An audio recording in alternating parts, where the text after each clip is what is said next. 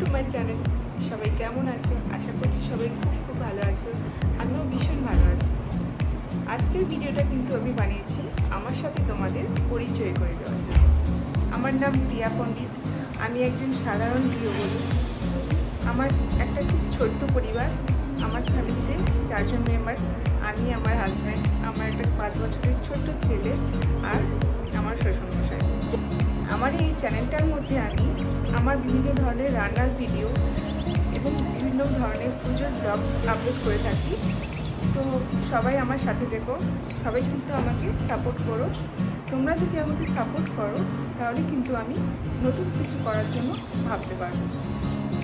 আর কোনোদিনও যদি কিছু করতে পারি তাহলে জানবো সেটা তোমাদের জন্যই করতে পেরেছি।